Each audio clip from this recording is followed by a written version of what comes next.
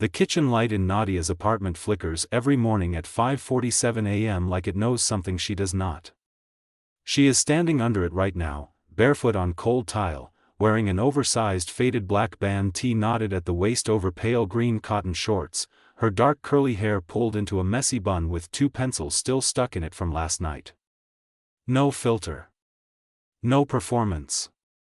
Just under-eye circles and a jaw that has been tight for 3 weeks straight. On the chipped marble counter beside her half-drunk matcha sits a sealed envelope. Cream-colored. Her name written across it in her own handwriting. Not her name. His name. Her letter of transfer request. Out of his department. Away from him. Permanent. She sealed it at 2 a.m. She is already regretting it at 5:49. The apartment around her is chaotic in the best way. Vintage concert posters layered over exposed brick. String lights looped around a window that looks out onto a fire escape where she keeps 3 overgrown plants she refuses to let die. Thrifted bookshelf. Half-eaten takeout containers on the coffee table. A life that screams, "I am holding it together, barely." She pulls on an olive green puffer vest over the tee. Grabs her worn corduroy tote bag. Stuffs the envelope inside next to her beat-up tablet and a lip balm she has lost and found 4 times this month. Last night should not have happened. The building had gone quiet after 9 p.m. The rest of the team had left for a rooftop thing she was not in the mood for. She stayed. She always stays. Because deadlines do not care about your social battery, and neither does she that he came back for his phone charger. That was the excuse. Ethan Cole. Director of Strategy. 29 years old and somehow already the most composed person in every room he enters. He wears composure like armor. Charcoal wool trousers. A slate blue button-down rolled to the forearms. A watch that does not flex, just exists. The kind of man whose silence feels intentional, but last night his silence broke. And she was the one who heard it. They talked for an hour in the dark of the empty office. Not about work. About the kind of tired that sleep cannot fix. About choosing a version of yourself so carefully that you forget which parts were real. She is not replaying it. She cannot. She locks her apartment door and the click hits different than it usually does. Like a period at the end of a sentence she is not sure she finished. Across the city, 42 floors up, in a corner apartment with walls of glass and a skyline that should feel like a reward but feels like a cage, Ethan Cole is sitting on the floor, not the bed. The floor. He is in charcoal gray sweatpants and a white fitted long sleeve, his dark hair a wreck, forearms resting on his knees. The apartment is minimal to the point of being painful. Clean. Curated. Expensive in a way that is not meant to impress anyone because no one is ever really invited here. He is holding his phone. Looking at her name in the company directory. Just staring, what nobody at the firm knows. What he has kept locked behind 6 layers of controlled professionalism. Is that he has not talked to anyone like that in 4 years. Not since everything fell apart. Not since he became the version of himself the board approved of, and she was just supposed to be his junior strategist. His phone buzzes. An automated building notification. Employee badge scan. 7:03 a.m. She is already in the building. He is already out of time. The elevator doors open on the 21st floor and Nadia walks straight into the worst possible version of her morning. Ethan is already there. Not at his desk. Not in a glass-walled conference room. Right there. In the elevator lobby. Holding 2 cups of coffee like he knew. He is wearing a dark navy crewneck, fitted, no logo, with those same charcoal trousers from last night except now they are pressed. His jaw is clean-shaved. His eyes are not rested. He hands her one of the cups without saying anything first. She does not take it immediately. "You didn't have to do that," she says. "I know." She takes it. The cup is warm. Oat milk. No sugar. She did not tell him that. "You figured out my order?" You've ordered from the same place every Tuesday and Thursday for 5 months, he says. I pay attention. This should feel like a compliment. It lands like something heavier. She tightens the strap of her tote. The envelope is right there, a centimeter of fabric away. I need to talk to HR today. About the transfer. She stops. How do you know about that? He looks at her. Steady. Because I would have done the same thing. The words hang there between them like smoke. Ethan. I'm not going to make this weird, he says. What happened last night was real. I'm not going to pretend it wasn't. But I'm also not going to make you feel like you owe me anything because of it. Nadia stares at him. The coffee is warm in her hands. Her chest is doing something complicated. That's not why I'm transferring, she says. Then why? She opens her mouth. Closes it. Because how do you say, because when you talk to me like I was a real person and not a job title, I felt something shift and I am terrified of things that shift. You don't. You just don't say that. I'm protecting myself, she says finally. He nods once. Slowly. Okay. That is all he says. Okay. And somehow that is worse than an argument. The elevator doors open again. 3 of their colleagues step out, mid-laugh, coffee in hand, completely unaware they just walked into the most loaded silence of the entire building's history. Nadia steps into the elevator. He does not follow.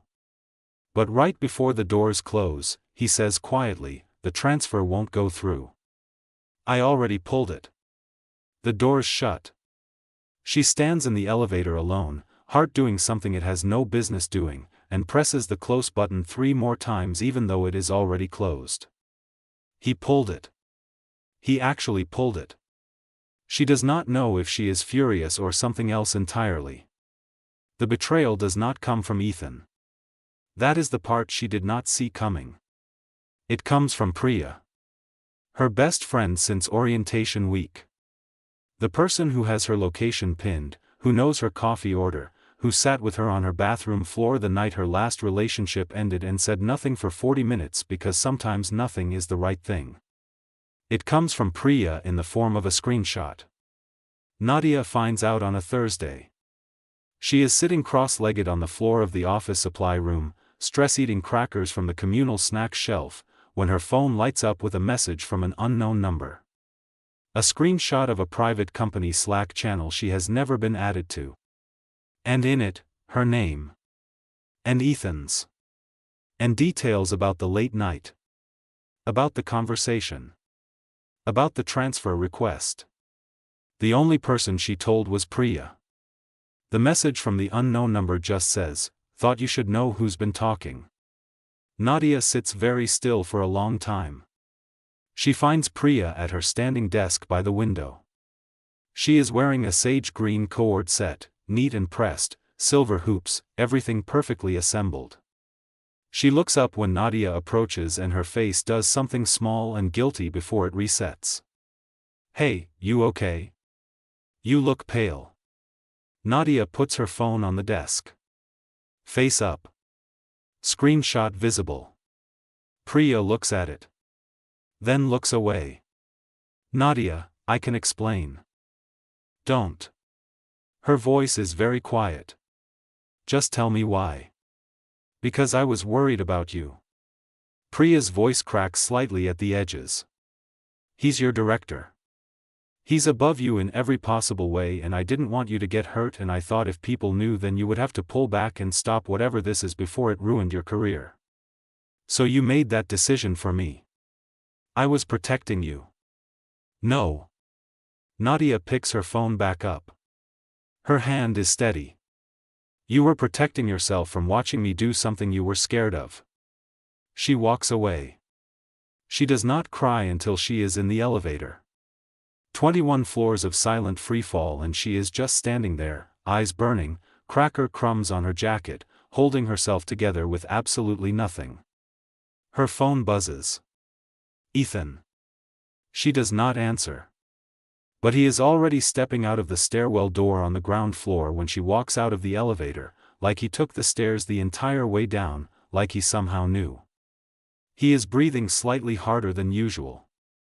His navy crewneck is slightly rumpled. His eyes go straight to her face and he reads it immediately.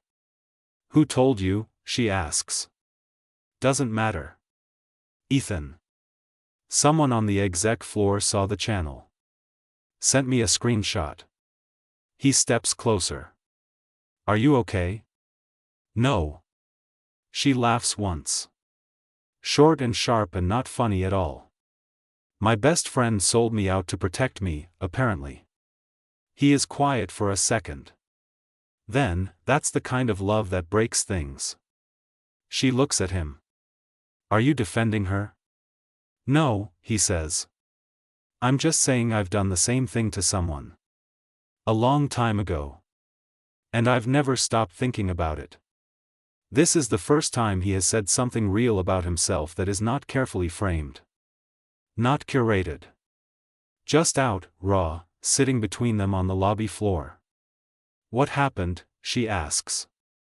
He looks at her for a long moment. "My brother," he says. "I'll tell you the rest later."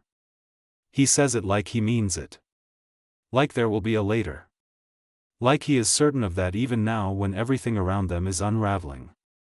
She decides, quietly, dangerously, to believe him. Later comes 3 days later, at 11 p.m., on her fire escape. He texted asking if they could talk. She sent her address without overthinking it, which was itself an act of courage she did not announce.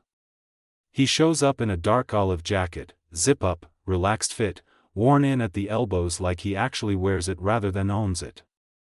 Dark jeans. Clean white sneakers. No work version of himself anywhere in sight. He looks like a person. Just a person. She is in oversized cream sweatpants and a cropped dark brown hoodie, hair down, no pencils, a mug of chamomile in her hands. Her fire escape has one wobbly chair and a cactus she named Gerald. She grabs a folded blanket from inside and they sit next to each other with their backs against the brick and the city noise below them like a low hum. He tells her about his brother. His name was Danny. Younger by 3 years. The kind of person who filled every room without trying. Ethan was 23 when Danny started struggling quietly, and Ethan, ambitious and terrified and in the middle of his first real corporate climb, made the choice to stay focused. Told himself Danny was fine. Told the family Danny was fine. Because admitting otherwise meant stopping. Meant choosing differently. Meant giving up the version of himself he had worked so hard to build. Danny got through it. He is okay now. Lives across the country. They talk occasionally. But the gap between them is filled with the years Ethan was not present, and no amount of success has ever closed it. "I've spent 4 years," Ethan says, looking out at the skyline, building a career that was supposed to feel like enough. And it doesn't. It just doesn't. Nadia is quiet for a moment. "Why are you telling me this?" He turns to look at her. "Because you asked. 3 days ago. And no one has asked me something like that in a very long time." She wraps both hands around her mug. "I almost transferred out of your department because I was scared of feeling something real at work again." "I know. And you blocked it." "Yes. That was kind of a power move." "It was," he says. "I'm not going to pretend it wasn't. I was selfish. And I'm sorry." She considers him. The fire escape light catches the side of his face. He looks tired in a way that is honest. "There's something else," she says slowly. "Priya told me something before I stopped talking to her. She said you have a board meeting next week. And that you're being pushed to remove the creative strategy team entirely." "My team?" His jaw tightens. "Is it true?" He is quiet for 3 full seconds. "Yes. And you didn't tell me." I was trying to find a way to stop it first. Ethan. She sets the mug down. That's my job. That's 8 people's jobs. I know. Did you find a way to stop it? He looks at her then. And his expression is the answer before his words are. I'm giving up my director seat, he says. I'm stepping back to a consulting role. It removes me from the voting structure. Without my vote, the motion doesn't have the numbers. Your team keeps their jobs. She stares at him. That's your entire career trajectory. Yes. Why? He looks at her like the answer is obvious. Because it's the right thing. And because I'm done making choices I have to regret later. The city hums below them. Gerald the cactus sits between their feet. She does not say anything for a long time. Then she says, quietly, that's the most real thing anyone has ever done around me. He looks at her.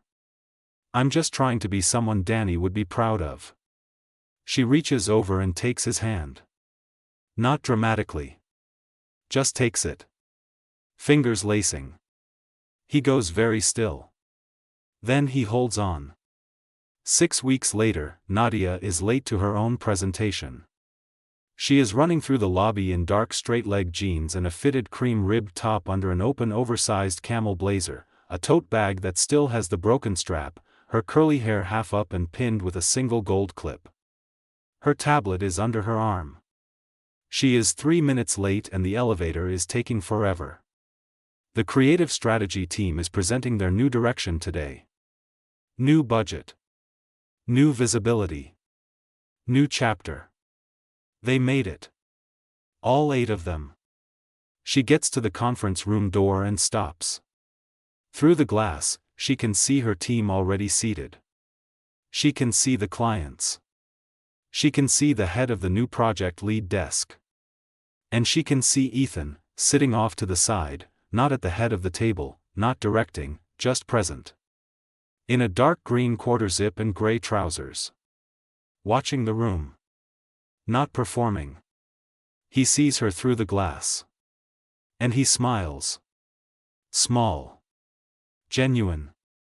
Like he was waiting but was never worried. She pushes the door open. Sorry, I know, I'm here, she says, sliding into her seat. The room laughs lightly. The presentation goes well. Better than well. The kind of session where you walk out feeling like you did something that mattered.